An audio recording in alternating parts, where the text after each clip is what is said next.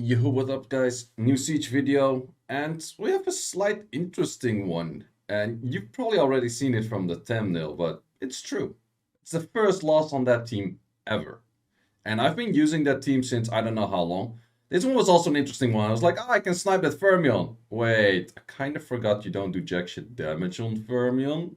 That's not smart. You should snipe something else, not the fermion.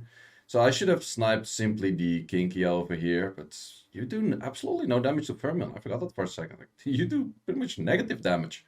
Like slightly less damage on that fermion and I will be healing it. But yeah. Does that make fermion pretty much one of the best tanks for Dark when you use Siege offense? I guess Fermion would be one of the best Siege offense units, at least for like just a super solid free win.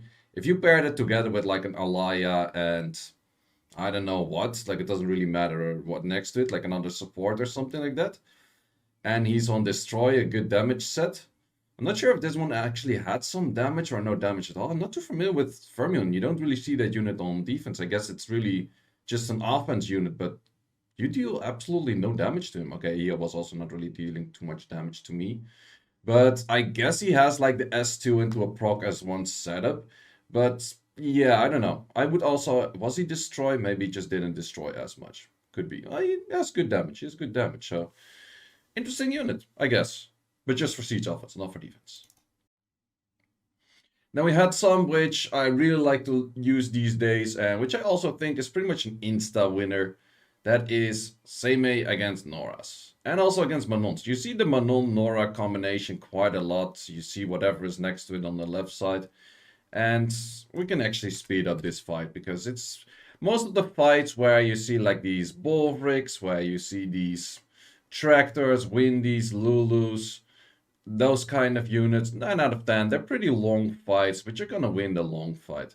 And I think I was kind of distracted in this fight as well. But it is something that you just win at some point. The thing that you have to keep in mind is that you kind of want to spread the damage towards the sense where, or, well, depends. Like sometimes you kind of do want to spread the damage and sometimes you don't want to spread the damage. Reason you do want to spread the damage is because Nora is single target healing. And, well, reason why you don't is because you actually want to kill something, but you get the point. So in this case, I spread it because I knew that... Oh no, in that case, I actually could have killed if I didn't spread. That point it was not smart to spread. But yeah, it's kind of the thing, like, do you want to spread because you can kill right away after, or you cannot kill right away after because the healer moves, and then the other two units, they don't really do as much damage as a Nora S1 heal. But in the end, they pretty much have no chance of dealing damage to me. One of my other favorite teams, and I have been using it a few times with Lima in the middle, but as you already saw, Lima was already used. So in this case, it is not with Lima in the middle, but it is with a Woosa in the middle. Works just as well. The only difference is you need a shield set, because you will get towards 4 buffs without shield set. Lima would get you to 5 buffs, no matter will or no will. In this case, it was like, wait, I actually have to kill that one first, but that one, then the Rakan starts hitting me, which could be somewhat tricky, but I was like, nah, probably I'm good to go. And these two units, this team is just very cool. This is definitely a team I'll keep using because it's super solid. I like it. Then another one of those Noras plus Manons. And yeah, well, my good old Feng Yan, right? My good old Feng Yan. I just like this unit too much for Siege. If I had a third, like if I had this team like completely a third time, I would just use it the third time. Like, look at how much he just annihilates wrong element because of just an armor break. He didn't even have defense buff. If Feng had defense buff right there, he would have killed that Nora right away, like instantly. Like what the? Literally 3 hits on defense buff and he kills it. That's just insane. That's just so freaking much damage, and that's just nice. That really works out. And then these didn't armor break early there, but still pretty easy win. Actually, I should have S1 there, because if you S1, it places a dot, and then if he procs out, he insta-kills himself. So it's better to S1 if your Tiamat on the enemy side is lower HP right away. So, but yeah, we win, we win. I just like these things. Also, this one, you still do a good amount of damage if it wasn't for parry, but you know how that is up with Manon. Still funny how she's nerfed and still does actually quite a decent amount of damage. Actually, for inter-server right now, my only loss I had was to a Manon critting my Leo twice and doing a lot of damage, while that Leo had an armor break. I'm like, Manon, A, why do you target Leo? B, why do you hit 14k 2 times? It's not friendly. So yeah, there was a dead Leo over there. Okay, we do this thing again, but this time it was a Theomars lead, which I'm not sure if it's better or worse. I guess you can have lower rune requirements to make this work then, but I guess it's also fine in both cases. Oh, wait, is this the Theomars that goes full TOA hard on my unit? Yeah, that's this one. Yeah, yeah. Like 4 hits in or something like that. I'm not sure. Like there's 5 debuffs on my Leo. I'm like, can you stop pretending it's TOA hard like this? Actually, my Leo has a decent amount of accuracy. Or not accuracy. Accuracy is 0 actually, but Leo has like 82 resistance. Sure, it's not max, but it helps out not to get armor broken and that kind of stuff by everything. Would be nice if I actually max it out. It doesn't have like a resist slot 6 or anything. It's just a, I think it's a slot 5 that has like 36 resistance on it on a destroy rune. It's one of those runes that you get like, I get this quad, but what the fuck should I actually do with it? And yeah, that's it ended up on Leo. It's actually pretty nice because it has like HP, attack, and defense next to it. So it doesn't have any speed. So it actually is a perfect rune for Leo. Also, my Leo is more about surviving than dealing any damage. Like he's something like around 80 crit rate. His build is defense, crit damage, attack. No, I think HP. Yeah, probably HP. He doesn't have attack. Attack is just subset. So for that reason, it's also harder for like Savannahs to armor break him because I mostly put the Leo lead. A lot of people, or not a lot of people, but some people have been asking me, it's like, why do you put Leo lead in this team and not Feng Yan lead? Because Feng Yan lead is global guild battle 44, whereas Leo is 54, just Leo and Feng Yan. Well, that's because this Alaya is pure tank, 100 res, and legit the least likely of this team to die. And in all honesty, if Alaya gets hit more often because she's lower HP by the non-elements and that kind of stuff, it only stacks her more. So I don't really mind Alaya getting hit. And actually, if this team something dies, it's Leo. It's not Alaya, for sure. Then a pretty interesting defense. We've seen a few of those. They actually had a bunch of those, which I think the setup idea is pretty nice. Well, it only didn't sleep the one unit I did want to get slept, and that one didn't hit it properly as well. But the issue is with that, well, drunken freaking bear thing cat that we have on the right. His AI is shit, so he doesn't necessarily target whatever is slept already. If that AI was there, it would be nice on defense.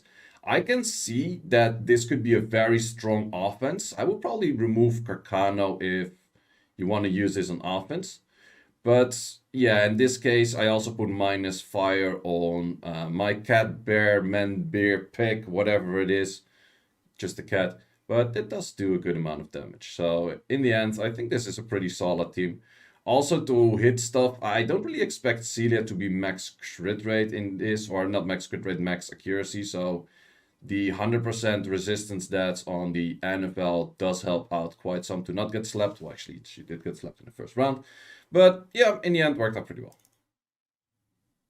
Then we have a next fight, and this is going to be a lengthy one, which I can see by the file size. So we're going to speed this up.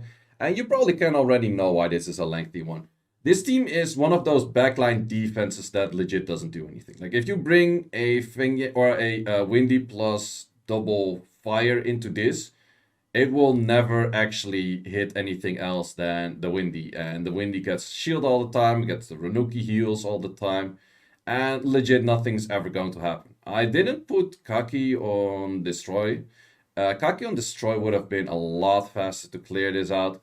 But yeah, I didn't. So just it's the Windy Destroy, which takes a little bit of time to kick in. Also, the speed buff doesn't really help. I couldn't really think of another fire unit that I kind of had runed up that I wanted to use for this, but there's probably some better fire units out there that would work against this, but in the end, it totally does work. I actually put this on auto at some point. Just put it on auto and hit the Manon, and or not the Manon, the Molly, Manon PTSD. No, it's not that bad. But yeah, I legitimately put this on auto. It took a little while. Oh, that was actually kind of scary. If like that's Feng would have. No, I still would have won, I guess. Just the Windy would have won at some point. It would have taken ages, but I think the Kaki is just there to speed up. It wouldn't actually be needed.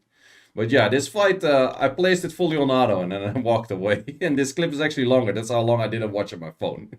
But at least we also have some clips that are a little bit faster. And a little bit faster is, of course, provided by Mr. Grogan. And Mr. Grogan, as long as Galleon doesn't go full derp, is always a clean victory. Good enough damage. But then the one you've been waiting for. My strongest team, can it lose? And loses against what? So there's full immunity. That is mostly not a problem, but we got to resist on the Manon. And I actually missed a key factor at the moment, which... Okay, we got decent amount of hits in there. Maybe I should have S1'd here rather than S3'd, because that would be lower odds to get stunned. We do get a bunch of hits, but most of the time I still win these. But this thing was on Vampire. And normally by additional damage, I still win this. Like, my additional damage on both the left and the right unit is quite some. To a certain extent, I will win these. But if that stupid thing is Vampire, I don't. Which is just a combination of I don't know what. But this was the very first lose on this team. And I've been using this team since December. And the combination was of me slightly misplaying, maybe not doing that S1 and going straight for an S3 on the Robo. But I didn't notice the Manon being Vampire at that time, because normally I still win those. Like 2v3, 3v1, and that kind of stuff, I win. But yeah, apparently that didn't do so well. So then we have to go in and we have to throw more LDs at it. Because if it doesn't work the first time with LDs, you have to just throw more LDs at it. And that's how it then works. So, is this the best team against this kind of nonsense? Absolutely not. Like, the previous team was like 100% more likely to win than the current team, in all honesty. That thing also had 100 rest, and that thing also rest, and that thing also rest. Was this a full 100 rest team or some nonsense? Well, to be honest, I have act lead, so I should be landing this shit. So, also my Robo has 100 rest, of course. So, that's... There was some weird-ass RNG for this stuff, but... yeah, the moment I lose, it's still Manon. It's always has been Manon, well, for the last, I don't know how many seasons. Well, just a season and a half. 2 or some shit. But yeah, the losers come from a Manon, but on a very particular build. Does that mean that Manon is good on Vampire and defense? No. Violent is way better. It's just a very rare occasion of me missing that strip. Me slightly misplaying on that S3, I guess. I could have S1 saved that S3, maybe not get parried. Who knows? Who knows? And then that thing also being a Vampire.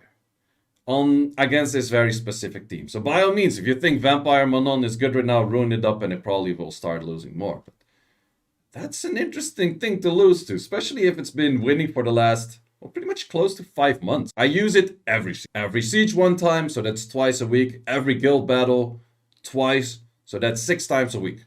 So do the math. 5 months, 6 times a week. It's still a solid offense, but it lost.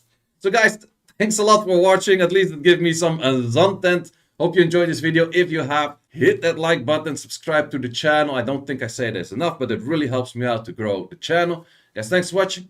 See you later.